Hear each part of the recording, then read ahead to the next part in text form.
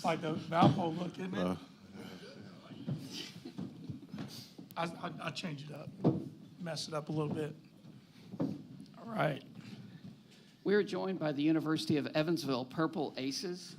How we've started this, we've introduced the head table and then opened with an opening statement from the head coach. From your right to left, we have Antonio Thomas, Gage, Kenny Strawbridge Jr., who is a preseason second-team all-conference selection and in his second year as head coach of the Aces, Mr. David Ragland. Coach, if you could make an opening statement to get us underway. Yeah, no, thank you for having us. It's a great conference, first off, and a story conference. And going into year two, we're excited.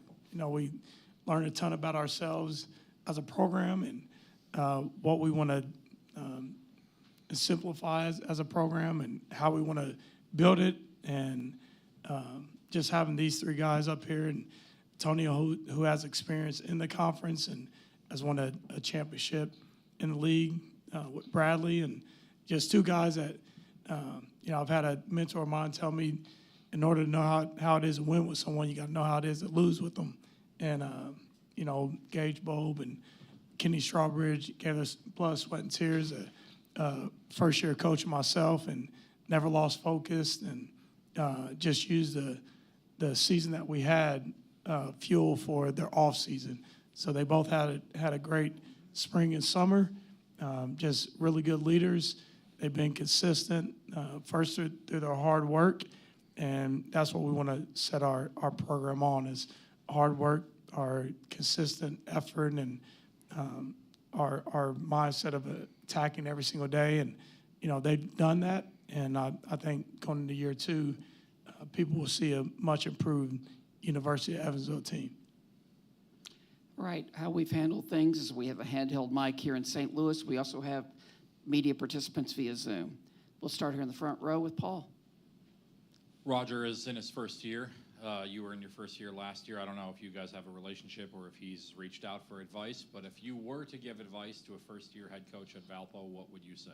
Yeah, we've had some conversations and have had dinner together. And, just the biggest thing, him to be himself, also be patient, and then set the program how he wants to. There's going to be some highs and lows, and you just can't let that phase you. Just stay consistent. And, Roger's a great person. Be that person every single day, and just know that it's a process to it. And as long as he sticks to that, sticks to being himself, the progress will be made, and he'll be happy with it because it's been done the right way.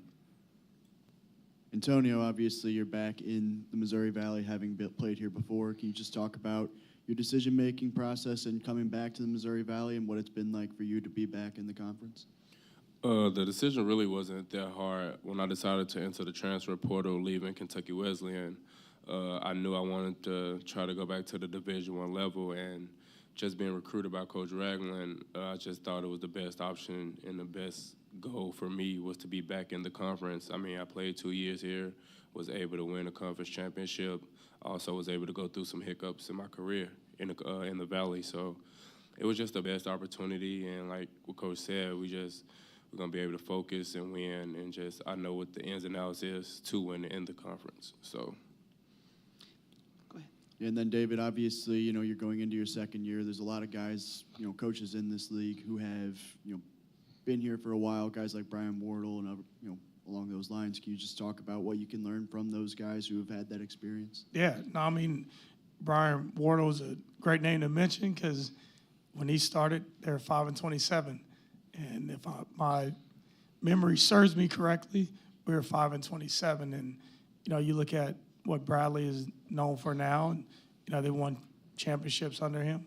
And people know what their program is about. They're really good defensively. Even watching their last game last year in the championship the last game of the season against Drake, it's packed in there. It was sold out. Like, you couldn't have wrote a better story.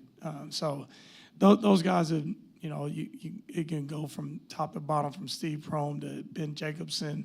They're just quality people, number one. And their programs, the way they run them, they're connected. They're good defensive teams, and they just do things the right way. So it's a quality league with quality coaches and quality programs, and what guys have done, like the Ben Jacobsons and Steve Promes and Brian Wardles, has done it the right way and have built championship programs with the right people. From one chair to the other on the bench, like how big of a distance is that? That first Miami of Ohio game last year, when you're in charge of the timeouts, you're in charge of this, going from assistant to head coach. Like, what's the biggest difference that you had to encounter last year that will have you grow this year? Well, I knew everything as an assistant.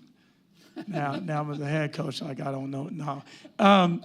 Just that every decision lies on you, and you have to do it as with the whole in mind, and do it as with little as emotion as possible. Just try to stay calm in every situation, every moment, and do what's best for the program. Don't be biased one way or the other. Just look at it for what it is and do what's best in that situation for mainly the student athletes.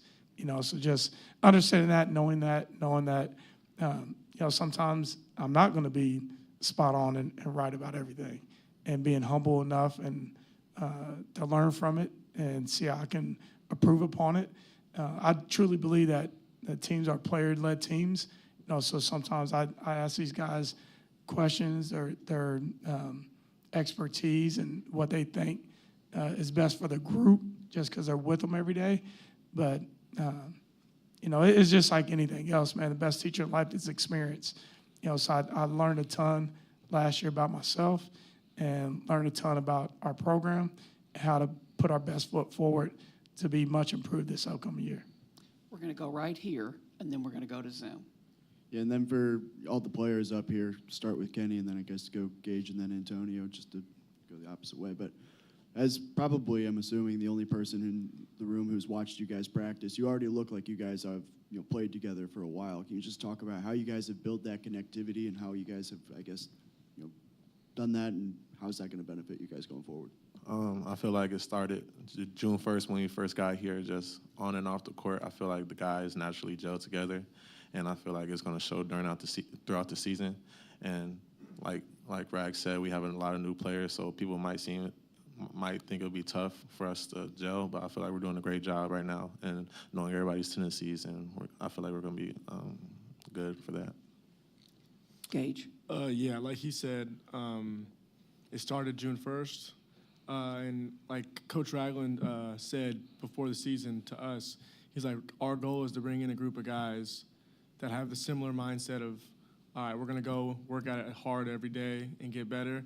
And when you have a group of guys that all have the same mindset, it really doesn't make it that difficult to blend together well and like appear that we have good chemistry immediately, because that's just something we all want the same goal, so it makes it kind of easy. Just coming in with everybody having the same mindset, and that's to be able to control our own narrative and not let no one else control it, and just play for what's on the front of our jerseys and not on the back. Like, since June 1st, like Kenny and Gage said, we've been practicing and playing together as a team as if we've been playing for 3-4 years now. And so that's what's the surprising part of it. We're going to be really good because of how good we gel together now. Our next question will come from Zoom. Good afternoon, Coach. John Titel from HoopsHD.com. You have a unique scheduling quirk next month where you play a team from last year's NCAA tournament twice in 11 days, and neither of them are in Evansville. How on earth did it happen, and how do you feel about playing SEMO twice in 11 days? Yeah, just to be prepared for our conference season.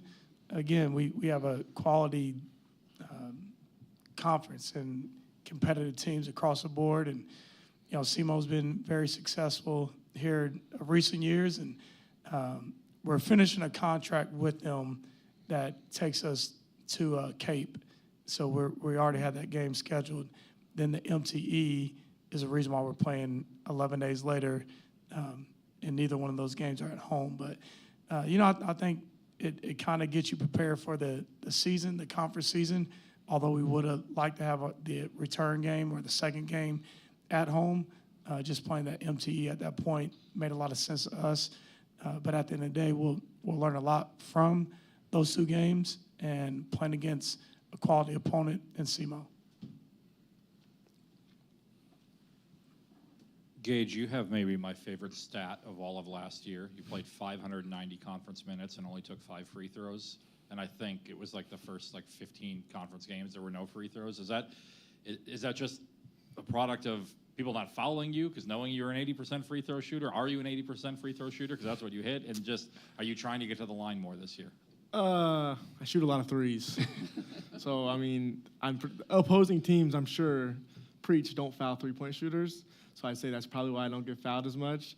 But, yeah, obviously I'll try to look to get fouled a little more next year. But, again, shooting as many threes as I do, it's tough to get fouled on them. Foul for you, Gage. 5th-year guy.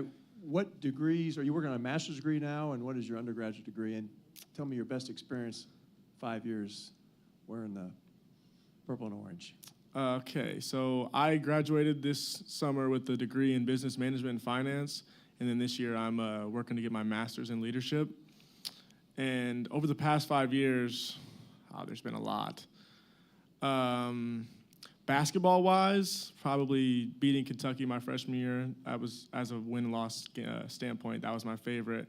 But honestly, all the people I've met, I've had so many different teams. That's by far the best part about my last 5 years here is just getting to know so many different people and becoming so close with them and having those lifelong friends for life. Coach Ragland, you had Marcus Wilson last year, and this year you have both Craig Snow and DJ Ballantyne on staff. How helpful is it to have people from Evansville's past as part of your coaching nucleus to help you through the season? Yeah, I think it's very important that just have individuals around you that want what you want. And I'm from Evansville, so I grew up on the program, grew my love for basketball in the Roberts Stadium, and it's a unique place. It's special. There's a lot of great people in the community. The community embraces you, and they love their basketball. They also love their sleeves.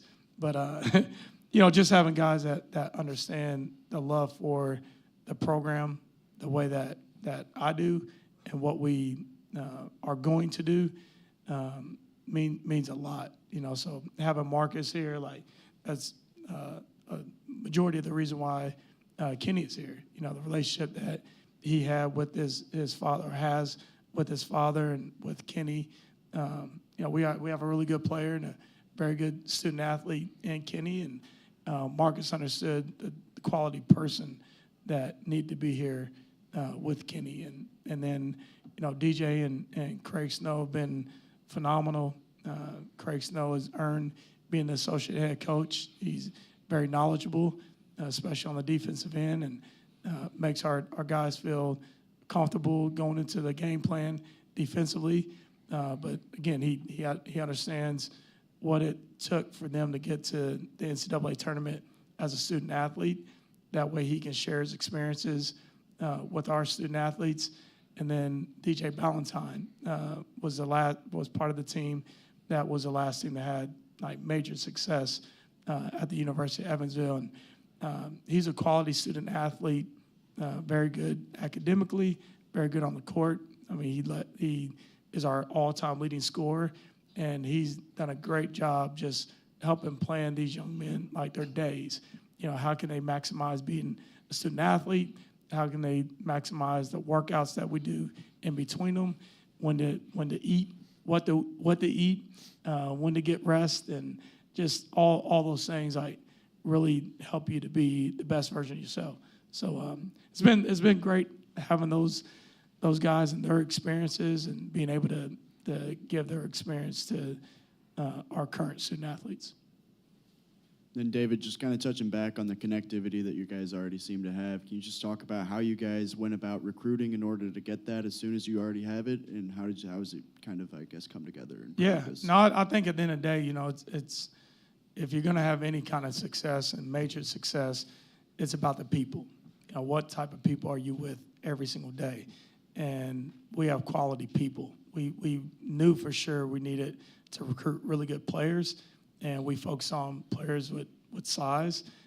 guys with skill, guys that can dribble, pass, and shoot, guys that love coming into the gym, that are self-starters, guys that want to be competitive every day. Like, on the court stuff is extremely important, but how you do one thing is how you do everything.